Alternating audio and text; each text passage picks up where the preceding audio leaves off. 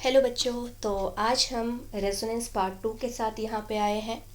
And आज के इस लेक्चर में हम डिस्कस करेंगे रेजोनेंस के लिए कंडीशंस क्या होती हैं, as well as different canonical structure के बीच में हम स्टेबिलिटी ऑर्डर को असाइन कैसे करते हैं, क्या क्या रूल होता है डिफरेंट कैनोनिकल स्ट्रक्चर के बीच में स्टेबिलिटी को असाइन करने के लिए, उसी के ऊपर हम डिस्कस करेंगे। लेकिन इस पार्ट को समझने से पहले आप लोगों को बेसिक ऑफ रेजोनेंस समझ में आना चाहिए, और उसके लिए हमने पार्ट 1 बनाया है। और पार्ट 1 जिन बच्चों ने अभी तक नहीं रेफ़र किया है, सबसे पहले आई वुड सजेस्ट कि आप लोग पार्ट 1 को रेफ़र करें, क्योंकि जब तक आप लोगों को बेसिक के बारे में पता नहीं होगा बच्चों, आप लोग आज के लेक्चर को बिल्कुल भी अंडरस्टैंड नहीं कर पाएंगे। तो सब लोग पार्ट 1 को जाके पहले देखिए, एंड देन आप यहाँ पे पार्ट 2 को बहुत ही ईजिली समझ पाएंगे। तो हमारा सबसे पहला टॉपिक है बच्चों, कंडीशन फॉर रेजोनेंस। सबसे पहला point, compound must be planar. आपके मॉलिक्यूल ऐसे होने चाहिए जिसमें सारे एटम सेम प्लेन में हो। अगर आपके एटम सेम प्लेन में नहीं है तो वहाँ पे बच्चों रेजोनेंस नहीं हो सकती है। रेजोनेंस के लिए पहला और टॉप मोस्ट क्राइटेरिया क्या होता है, मॉलिक्यूल आपके प्लेनर होने चाहिए, उसके सारे एटम सेम प्लेन में होने चाहिए। सेकेंड कंडीशन होता है कंपाउंड मस्ट बी कॉन्जुगेटेड। अब कॉन्जुगेशन के लिए क्या क्या कंडीशन है बच्चों, इसको हमने बहुत ही ज़्यादा डिटेल में पार्ट 1 के अंदर डिस्कस किया है। तो आप अभी तक अगर नहीं समझे हैं कॉन्जुगेशन का मतलब क्या होता है, कितने तरह के कॉन्जुगेशन होते हैं, तो उसके लिए आपको फिर से पार्ट 1 को रेफ़र करना पड़ेगा।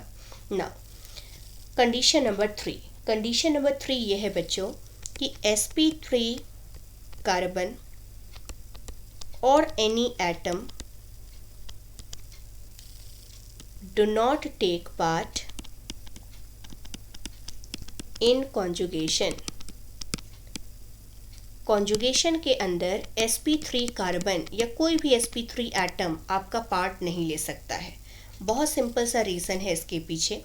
रीज़न ये है बच्चों, अगर आप लोगों ने पार्ट 1 को फॉलो किया है तो वहाँ पे एक पॉइंट मैंने कहा था, कॉन्जुगेशन जब होता है तो कॉन्जुगेशन के अंदर क्या होता है बच्चों, पाई इलेक्ट्रॉन का डीलोकलाइजेशन होता है।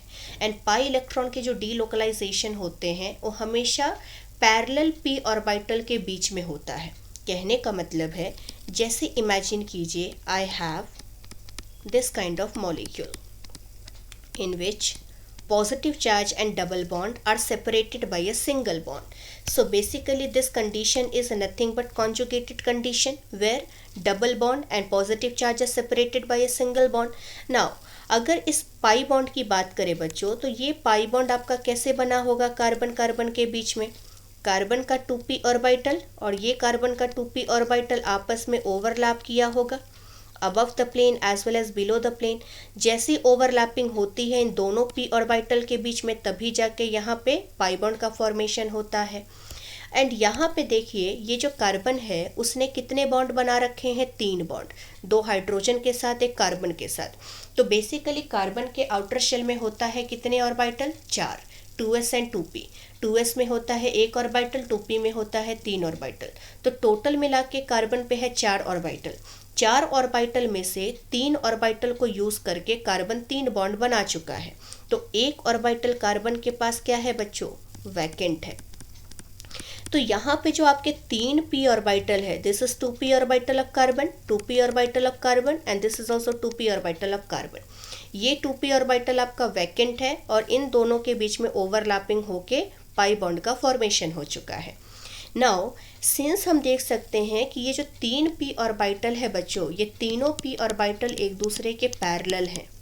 पैरेलल p ऑर्बिटल का कंप्लीट मतलब ये है कि ये तीनों एटम जो हैं वो सेम प्लेन में मौजूद हैं।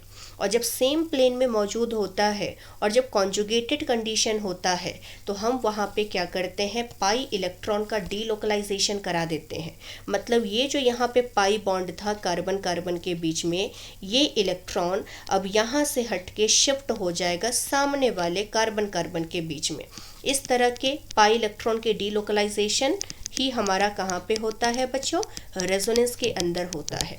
तो इस तरह से हम ये देख सकते हैं बच्चों कि ये जो कार्बन कार्बन के बीच में जो पाई इलेक्ट्रॉन था, ये पाई इलेक्ट्रॉन आपका डीलोकलाइज हो रहा है, शिफ्ट हो रहा है अब इन दोनों के बीच में।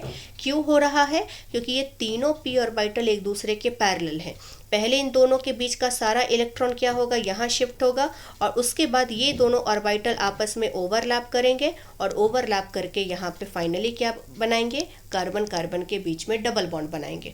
मतलब यहाँ से आपका बॉन्ड टूटेगा और उसके बाद सारा इलेक्ट्रॉन एक्चुअली में इन दोनों के बीच में ओवरलैप होने के बाद इन दोनों के बीच में डबल बॉन्ड का फॉर्मेशन कर देगा। तो ये चीज़ तभी पॉसिबल होगी अगर इन तीनों के पास क्या होगा, एक एक पी ऑर्बिटल होगा जो कि एक दूसरे के पैरेलल होगा। अगर कोई एटम sp3 है, लेट अस से हमने एक इस तरह का मॉलिक्यूल कंसीडर कर लिया, इस तरह का एक मॉलिक्यूल आपके पास अवेलेबल है। अब जैसा कि बच्चों यहाँ पे आप एक चीज़ गौर से देख सकते हैं कि ये जो कार्बन है, this carbon is actually sp3 carbon and remaining carbon sp2 है। अब ये जो आपका पाई बॉन्ड बना है वो कैसे बना होगा, कार्बन और कार्बन के 2p ऑर्बिटल के बीच में ओवरलैपिंग से, कुछ इस तरह से ओवरलैपिंग हुआ होगा इन दोनों के बीच में, तब जाके कार्बन कार्बन के बीच में पाई बॉन्ड बना होगा। और ये कार्बन पे क्या होगा, एक 2p ऑर्बिटल जो कि खाली होगा। तो जैसा कि हम देख सकते हैं कि ये तीनों p ऑर्बिटल एक दूसरे के पैरेलल हैं, तो यहाँ से आपका इलेक्ट्रॉन कंप्लीटली क्या होगा, इन दोनों कार्बन के बीच में शिफ्ट होके इस कार्बन पे प्लस चार्ज दे देगा। अब जैसा कि आप यहाँ पे देखेंगे बच्चों कि ये जो कार्बन है वो sp3 है। sp3 का मतलब उसके s ऑर्बिटल और तीनों p ऑर्बिटल हाइब्रिड ऑर्बिटल को बनाने के लिए यूज़ कर लिए गए हैं। तो इसके पास तो कोई भी p ऑर्बिटल है ही नहीं, और जब कोई p ऑर्बिटल इसके पास अवेलेबल ही नहीं है बच्चों, तो ये वाला कार्बन रेजोनेंस के अंदर पार्टिसिपेट नहीं कर सकता है। तो ये भी हमारा एक कंडीशन होता है और ये हमारा थर्ड कंडीशन है कि sp3 जो आपके कार्बन होते हैं या sp3 कोई भी एटम होता है और रेजोनेंस के अंदर या कॉन्जुगेशन के अंदर बिल्कुल भी पार्टिसिपेट नहीं कर सकता है। उसके बाद रूल नंबर 4 क्या है, रूल नंबर 4 ये है बच्चों, sigma bond do not participate in resonance. क्योंकि रेजोनेंस का डेफिनेशन ही क्या है बच्चों, रेजोनेंस का मतलब ही क्या होता है, रेजोनेंस का मतलब होता है पाई इलेक्ट्रॉन का डीलोकलाइजेशन करना, पाई इलेक्ट्रॉन डीलोकलाइजेशन इन अ कॉन्जुगेटेड सिस्टम। तो अगर किसी मॉलिक्यूल के अंदर सपोज इस तरह का एक आपके पास सिस्टम है जहाँ पे आप देख सकते हैं कि प्लस चार्ज और डबल बॉन्ड सेपरेटेड है सिग्मा बॉन्ड के थ्रू, मतलब ये कॉन्जुगेटेड सिस्टम है। तो इस कॉन्जुगेटेड सिस्टम के अंदर आपका जो पाई इलेक्ट्रॉन है बच्चों, इसका डीलोकलाइजेशन होगा और इसके डीलोकलाइजेशन होने के बाद एक नया कैनोनिकल स्ट्रक्चर मिलेगा आपको, कुछ ऐसा, जहाँ पे इस कार्बन पे आ जाएगा प्लस चार्ज और इन दोनों के बीच में आ जाएगा डबल बॉन्ड। अब आप यहाँ पे गौर से देखिए बच्चों, ये जो सिग्मा बॉन्ड है इन दोनों के बीच का और यहाँ पे ये तो आपका अनअफेक्टेड है दोनों स्ट्रक्चर में, क्योंकि सिग्मा बॉन्ड का कोई भी इन्वॉल्वमेंट रेजोनेंस में नहीं होता है। ठीक है, तो ये ध्यान रखना है आपको, sigma bond do not participate in resonance, only pi electron involvement are present in case of resonance.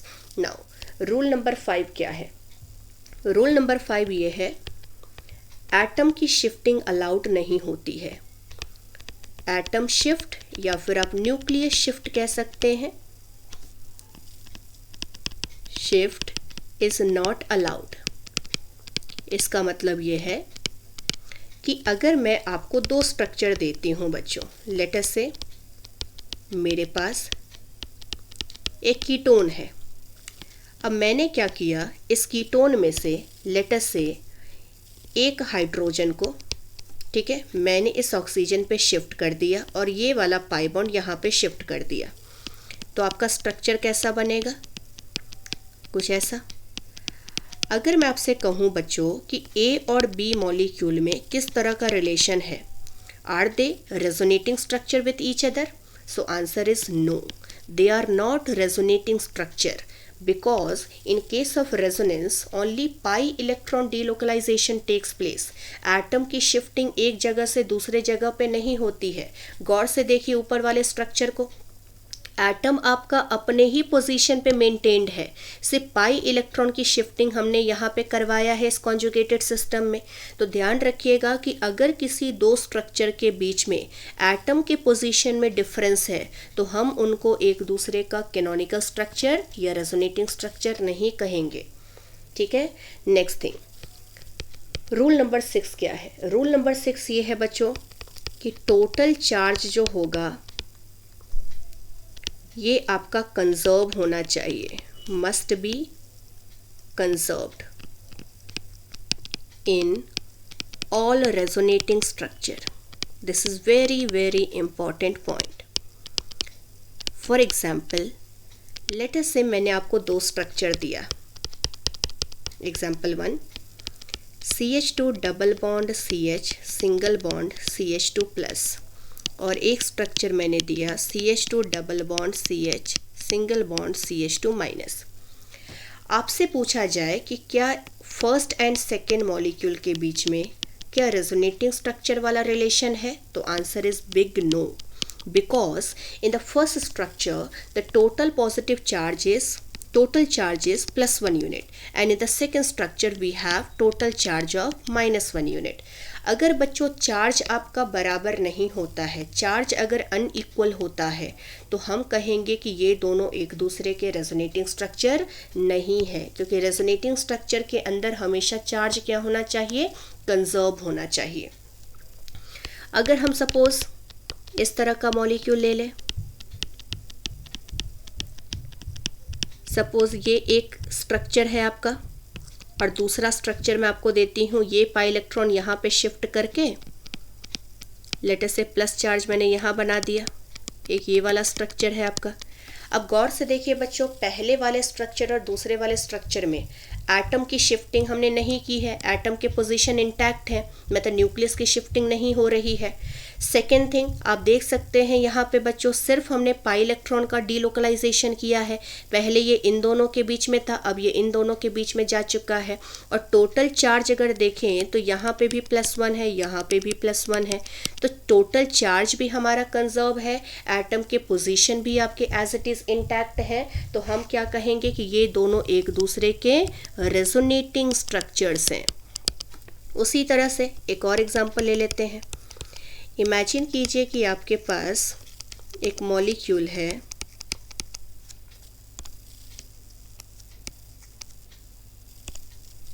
CH2 double bond CH single bond CH double bond CH2, buta 1,3 diene system ले लेते हैं। अगर बच्चों यहाँ पे इसका मैं रेजोनेटिंग स्ट्रक्चर बनाऊंगी तो आप देख सकते हैं दोनों डबल बॉन्ड जो हैं ये सिंगल बॉन्ड के थ्रू सेपरेटेड है। तो बेसिकली ये एक कॉन्जुगेटेड सिस्टम है और कॉन्जुगेटेड सिस्टम के अंदर ही पाई इलेक्ट्रॉन का हम डीलोकलाइजेशन कराते हैं। तो अगर ये पाई इलेक्ट्रॉन यहाँ शिफ्ट हो गया तो ये अल्टीमेटली यहाँ पे शिफ्ट हो जाएगा। तो पहला कैनोनिकल स्ट्रक्चर क्या मिलेगा, इस कार्बन पे आएगा plus single bond CH double bond CH single bond CH2 minus. और उसी तरह से बच्चों अगर ये पाई इलेक्ट्रॉन की शिफ्टिंग में राइट से लेफ्ट डायरेक्शन में कर दूं तो आपका क्या होगा, फर्स्ट कार्बन पे माइनस आ जाएगा, बीच वाले कार्बन के बीच में डबल बॉन्ड आ जाएगा और लास्ट वाले कार्बन पे प्लस आ जाएगा। अब गौर से देखिए, अगर ये 1 है, ये 2 है और ये 3 है तो हम कहेंगे कि ये तीनों स्ट्रक्चर एक दूसरे के रेजोनेटिंग स्ट्रक्चर हैं। क्यों बच्चों, बिकॉज आप एक चीज़ नोटिस कीजिए, किसी भी स्ट्रक्चर में एटम के पोजीशन में हमने चेंज नहीं किया है, सभी जगह पे एटम का पोजीशन इंटैक्ट है। नेक्स्ट थिंग, अगर हम चार्ज की बात करें तो नेट चार्ज यहाँ पे 0 है, और अगर हम सेकेंड वाले स्ट्रक्चर की बात करें तो यहाँ पे भी नेट चार्ज आपका 0 है, एक +1 है एक -1 है, और यहाँ पे भी नेट चार्ज आपका 0 है। तो सिंस आपके एटम के भी पोजीशन इंटैक्ट है प्लस आपका चार्ज भी बच्चों क्या है यहाँ पे ज़ीरो है सभी जगह पे, तो इसलिए ये भी एक दूसरे के क्या होंगे, रेजोनेटिंग स्ट्रक्चर होंगे। ठीक है, नेक्स्ट हमारा रूल क्या है, रूल नंबर 6। रूल नंबर 6 बच्चों ये है, if in any canonical structure,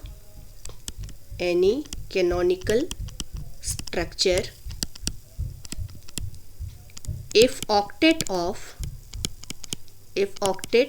rule of second period element is violated, then that structure is not considered as resonating structure. अब इसका क्या मतलब है, इसको एग्जाम्पल के थ्रू हम अंडरस्टैंड करते हैं। सपोज बच्चों आपको एक मॉलिक्यूल में देती हूँ CH2 double bond CH single bond NH3+। Later से मैंने क्या किया, ये वाला पाई इलेक्ट्रॉन यहाँ पे शिफ्ट कर दिया, क्योंकि दिखने में तो यही लग रहा है कि डबल बॉन्ड और पॉजिटिव चार्ज सिंगल बॉन्ड के थ्रू सेपरेटेड है, मतलब दिखने में लग रहा है कि ये कॉन्जुगेटेड सिस्टम है। तो जब हम यहाँ पे इस पाई इलेक्ट्रॉन की शिफ्टिंग करा देंगे बेटा, तो शिफ्टिंग कराते ही इस कार्बन पे आएगा प्लस, यहाँ सिंगल बॉन्ड और यहाँ CH डबल बॉन्ड NH3 हो जाएगा। अब गौर से देखिए सेकेंड वाले स्ट्रक्चर को, इस सेकेंड वाले स्ट्रक्चर में नाइट्रोजन ने कितने बॉन्ड बना रखे हैं, 5, 3 हाइड्रोजन के साथ और 2 कार्बन के साथ।